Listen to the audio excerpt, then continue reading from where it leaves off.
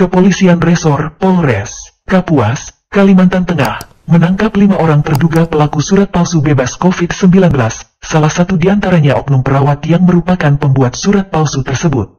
Pengungkapan kasus ini terjadi di wilayah pos penyekatan arus mudik perbatasan Anjir KM 12 Kecamatan Kapuas Timur. Kami telah mengamankan 5 orang pelaku yang memanfaatkan situasi saat ini, menggunakan dan membuat surat keterangan palsu, kata Kapolres Kapuas AKBP Manang Subeti dalam keterangan pers di Mapolres Kapuas di Kuala Kapuas, Kamis. Kelima pelaku tersebut ditangkap petugas di lokasi berbeda.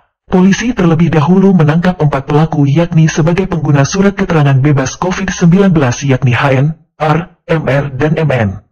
Mereka dipergoki saat ingin masuk wilayah Kapuas dengan menunjukkan surat keterangan hasil tes antibodi atau rapid test negatif.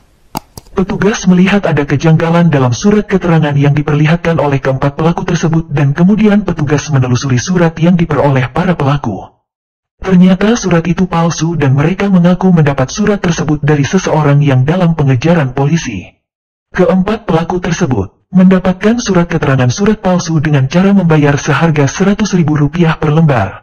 Surat tersebut digunakan agar mempermudah mereka masuk di wilayah perbatasan antara Kabupaten Kapuas dan Kabupaten Batola, Provinsi Kalimantan Selatan. 4 orang pelaku ini merupakan para pedagang pasar dadakan warga Banjarmasin, Kalimantan Selatan. Mereka ingin menggelar pasar dadakan di wilayah Kabupaten Pulang Pisau. Sementara itu pelaku MR yang merupakan pembuat surat keterangan palsu swab antigen juga ditangkap petugas.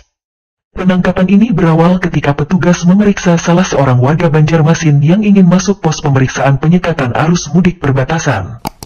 Petugas mendapati surat yang diberikan dari hasil swab tes antigen diduga palsu.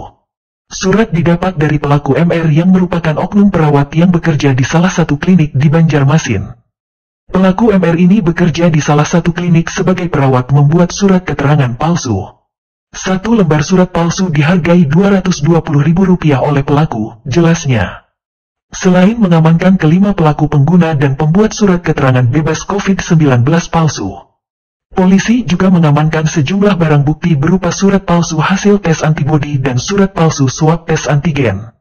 Kemudian, 1 unit laptop dan printer untuk membuat surat, alat swab tes antigen, uang ratusan ribu yang diduga hasil pembuatan surat keterangan palsu dan sejumlah barang bukti terkait lainnya.